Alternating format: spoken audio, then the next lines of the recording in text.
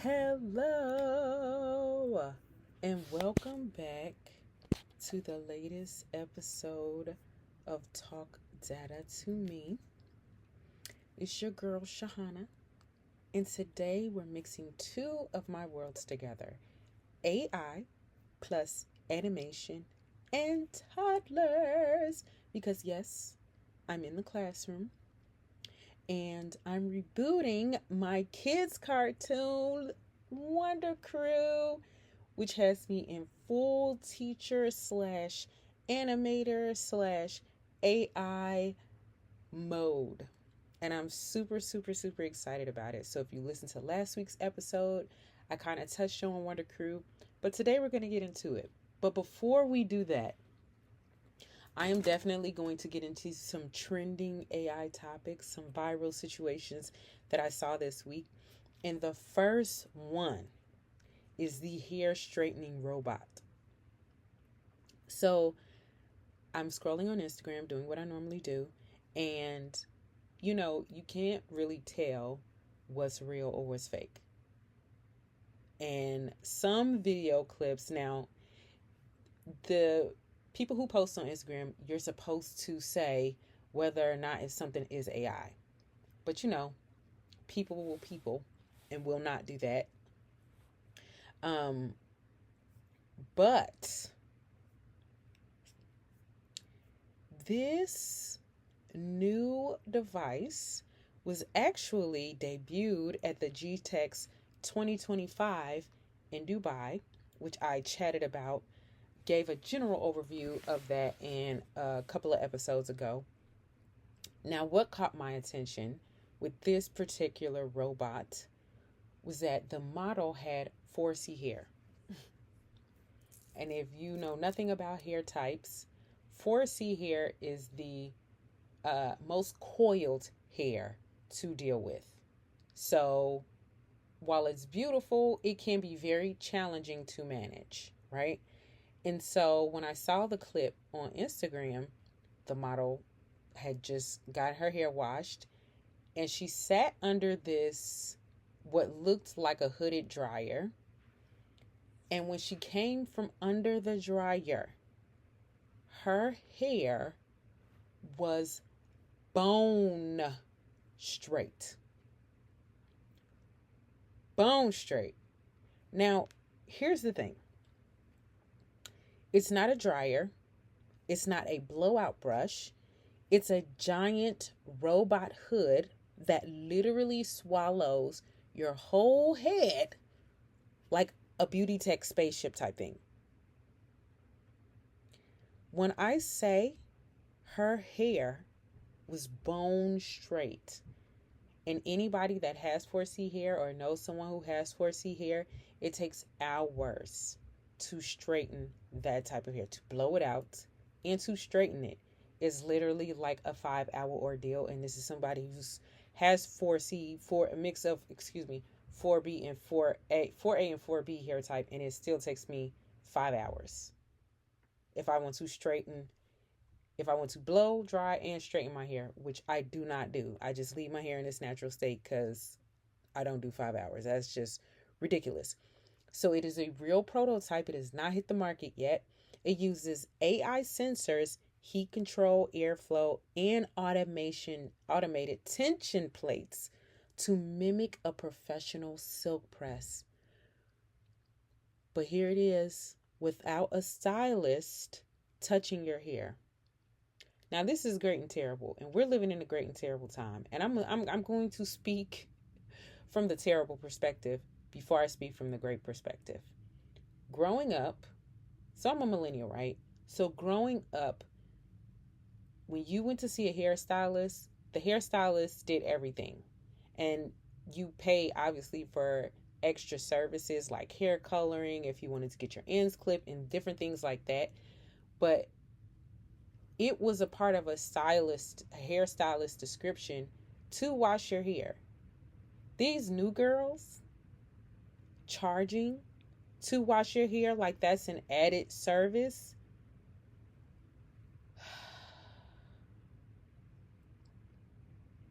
I get it, because In essence, it is a service, but I'm coming to you to get my hair done.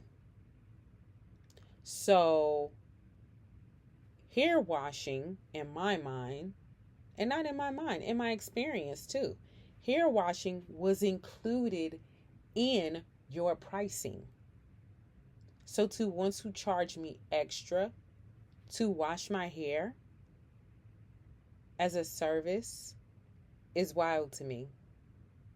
It's wild. And this is why you have a lot of people who have created AI products because of situations like this. Like, I remember listening to the founder of Suno when he was saying what prompted him to create Suno was his conversation with other executives within the music industry and just the consistent challenges that they faced. You know, before an artist becomes well known, they have the hunger, they have the drive, and some artists are dropping several mixtapes at a time, right? And you don't have a massive budget. You just maybe have the job that you have that's supporting and funding your dream. That's usually how it works, right? If you don't have any other type of investments or investors. Well, when you become well known and now you have the labels and or some type of investor backing you, that hunger and that drive kind of dissipates to the point where deadlines aren't met.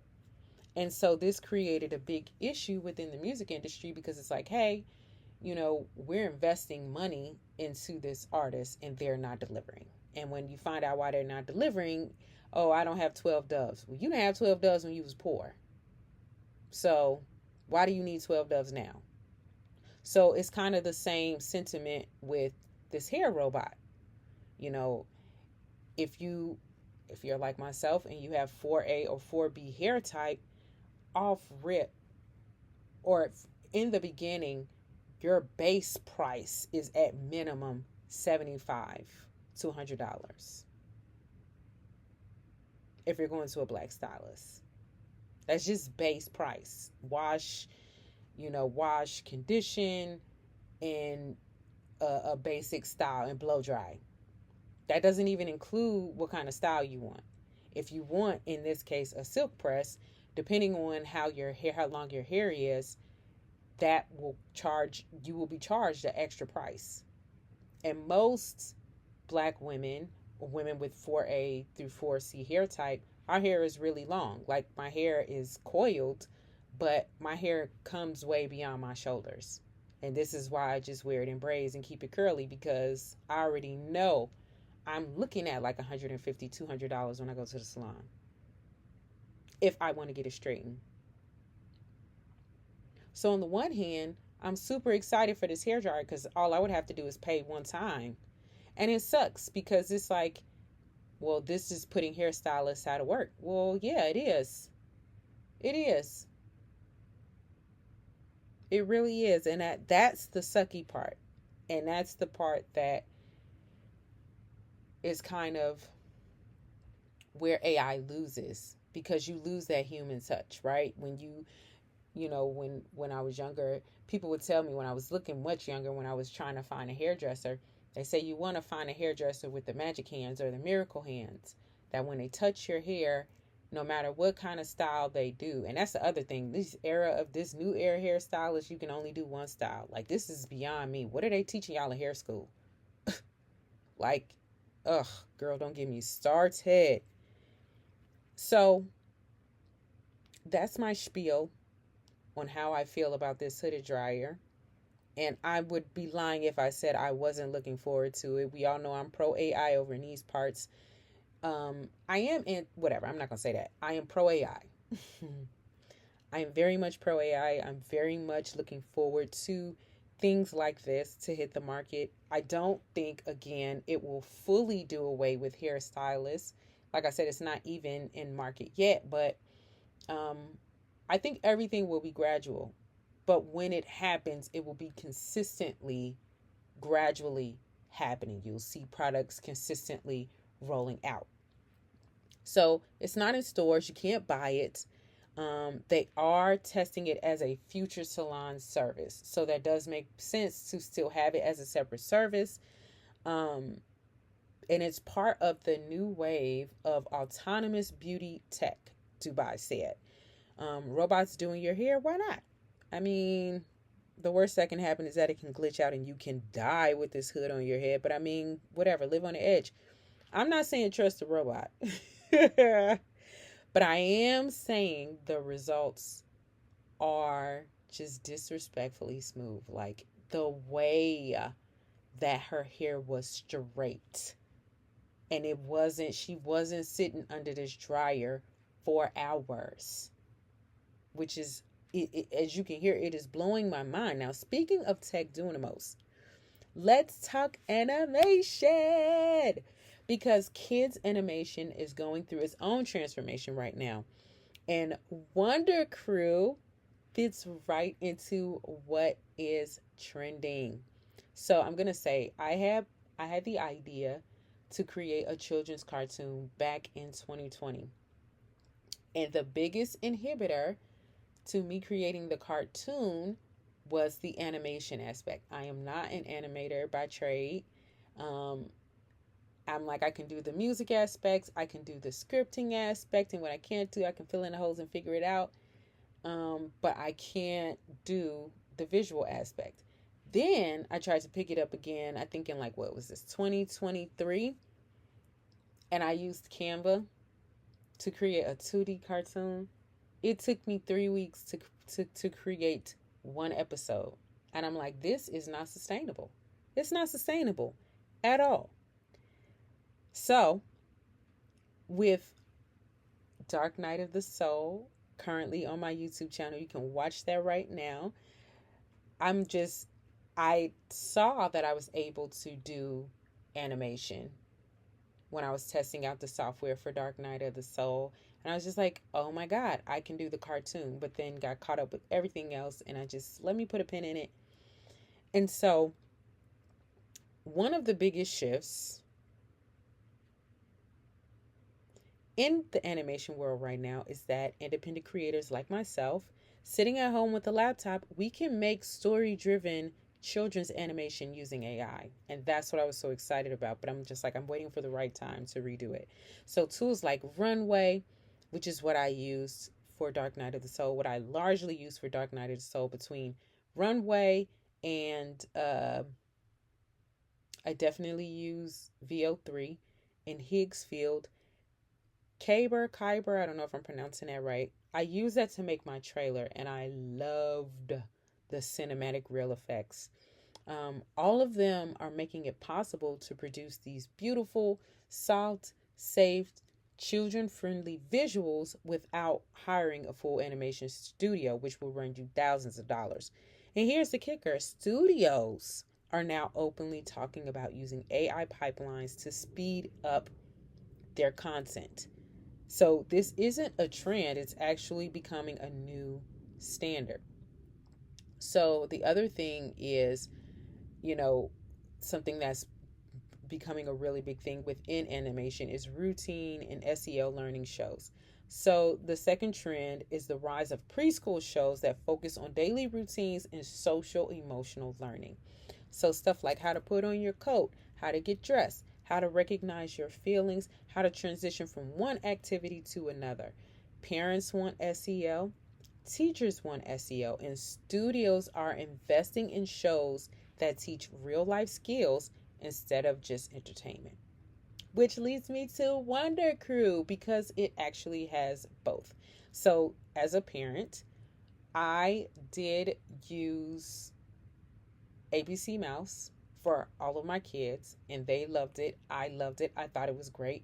But then I did also use homeschool curriculum, right? And I used a couple of homeschool curriculums. Um, but I also understand the importance of balance. You want to have shows that are just entertaining for your children. And I'm the type of parent that would sit and watch shows with my kids. That's a way that we bonded together. I know this is something that they enjoy, so I want to sit and spend time with them and enjoy this with them. So I got it. Like, some of the shows that they watch were like mindless. In my head, I'm like, why is this show even in existence? But whatever, they like it, and the house is peaceful, so all is well. But then also, I wanted them to watch shows, even if they're just sitting, you know, in their pastime, not prioritizing any learning per se, or it's not learning, it's not during school hours or during the week. I still want them to learn, because learning is a lifelong journey. It's not just a one time, oh, I go to school for this amount of time and that's it. No, hopefully you're still reading books as an adult. But whatever. So what I'm saying is, I valued shows that were just pure entertainment, and I also valued shows that my kids could walk away with lessons and, life skills and all that other good stuff. So I am so excited to talk about Wonder Crew, because it is officially back. Now, I'm going to say this. The way this technology be technology in, I put out a date, and I'm just going to tell you right now that date is going to change. So because there's so much going on in my life and I have to prioritize my priorities, it's not coming out on a date that is on my social media. And I'm going to update that within this week. It will be out between end of December, beginning of January. I think I have mid-December. I have like December 15th or something like that. And the more that I'm like, oh, let me plan and let me do, because there's what I'm going to get into. There's a lot more to it. And I want to make sure that when I roll it out, I'm rolling out not just the cartoon, but I'm rolling out the books. I'm rolling out the coloring pages. I'm rolling out everything that's connected to the cartoon. So everything I create for the show gets tested in real time. I am a teacher. I've been in teaching for a couple of years. So if my toddlers don't approve of it, it doesn't make the cut. And that may sound crazy, but I mean, this is who my content appeals to. And I think that's why I'm like, this is the perfect time to do this. So how I got back into it, honestly, I got back into the class and I realized, oh my God, there are so many resources and activities that I want to do with kids, but I just don't have anything. And if I do order stuff, it's going to take a while for me to get it. So I've got to create lesson plans. And I'm just like, oh my God, we're talking about this week. And we don't have any books on standby, like within the libraries, within the school, that are on my list of books that I chose to read to the kids. So I came up with a story and I brainstormed with ChatGPT. Visuals were created. I mean, the whole story was laid out and it's simple enough for a toddler. And the test was reading it to the kids. And they loved it and they wanted to hear it again. So I was like, yay, this is a win. So you have the daily life series, which will cover different skills that the children need to develop. How to put your coat on, how to put your clothes on, what's the weather, and them learning about the different seasons and, how to dress appropriately for each different season. So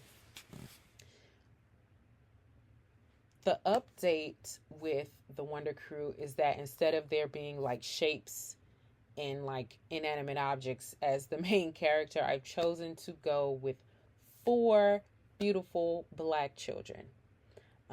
So you have Kai, you have Nia, you have Miko, and you have Lulu. They're all black toddlers, all consistent. And if you've been through the AI battles, like I've gone through, to get that consistency, you know that this time deserves a moment of silence.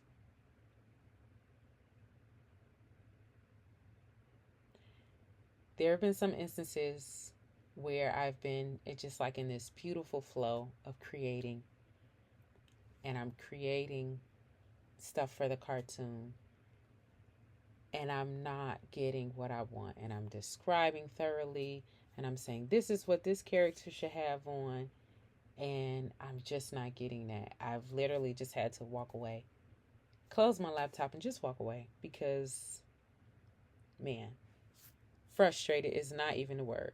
So, just to kind of give you guys an update on what has been completed. So, we have Step Step All Dressed, which is one of the books, and it's in its name. It's literally teaching the child how to get dressed, how to put it on each article of clothing. And I wanted to create something that you could consistently read to your child. And it also reinforces what they need to learn. Like a child needs to know how to get dressed. So you can read this book to them every night, every day, and you're literally teaching them how to get dressed for the day. And that's the whole point of the Daily Life series. Like I said, it's about, you have books on the weather, you have books on Step Step All Dress. And those are the two books so far that I've created. Um, so then we also have coloring pages. We also have silhouette pages, boy and girl, that the kids can kind of, become familiarized with boy, girl, and these are the different articles of clothing that are synonymous with that book. So now they're not just reading the book, but again, the whole point, kids learn and adults learn through repetition. So the more that you consistently present something to someone over and over again, they will definitely get that. So the first full episode, I'm not even gonna hold you up. This is why I said the date is changing, because I don't even have it. With Dark Night of the Soul, I had several variations. I had shots, I had shot lists, I had all of that ready, and I still had technical difficulties the day of release. And I was just like, let me go to sleep. Technical difficulties with a program I use every week. And I don't know if it's because of the new update that it's not working properly. But since then, it hasn't been working properly. But like I said in last week's episode, the upside, is that DaVinci actually delivered in a way that I was hoping to deliver a final film with the edits. So everything happens for a reason. So the first episode is not even done. I don't have shot lists. I don't have any of that. So when I have that, then I will have a better idea of the date. And the reason why I say that is because there's more moving parts to this project than there was with Dark Night of the Soul. This is a ongoing situation, and again, it's just me that's creating everything, and I'm not saying that as a complaint, but I am saying it to be realistic with the other responsibilities and priorities that I do have. And then my desire to want to create something, especially something like this, that you can, this is a huge deal to teach a child, and during these years from 0 to 6 years old is very critical with a toddler. So I want to make sure that the content that they're receiving is actually going according to teaching standards, DCFS standards, and just the regulation needs are met. My hope is that, there are milestones that your child should reach. I want your child to reach those milestones. And in creating, my hope is to create content that will help affirm that child reaching those milestones. So I'm taking my time with it. I'm definitely taking my time with it and making sure I'm delivering quality information that you can literally use, and but also will be enjoyment and fun for the child too. So the great part about all of this though is that I literally get to test out what is and isn't working. I get to test out what isn't working. So that's the plus. That has been such a great plus for me. So just to wrap everything up, Wonder Crew is going to be dropping on YouTube between this month and next month. And then there'll be some other things. I definitely have goals and visions for the show. But for right now, it's on YouTube. But ultimately, that's what I have. I wanted to give you guys an update on the cartoon and give you a little bit more information about the cartoon. If you have a toddler, if you know toddlers, if you have toddlers within your family, and or you are acquainted with someone who has a toddler, be on the lookout for Wonder Crew and recommend it to them. There will be a whole universe, and it's going to be amazing and great and fun. So, to wrap everything up, you got robots doing silk presses. It's over for you hairstylists. I'm telling you. AI helping build children's shows, and Wonder Crew is making its official comeback. Super hyped about that. Now, if you're excited to see the first episode, make sure to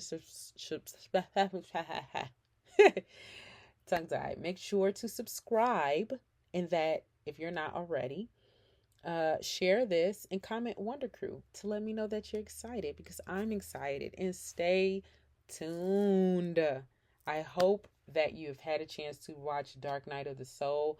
I'd love to hear your feedback on the actual video itself, and just let me know what you thought of it. So this is Talk Data to Me podcast, brought to you by South Shore AI. I am Shahana, and I will chit chat it up with you guys in the next episode. Until next time, peace.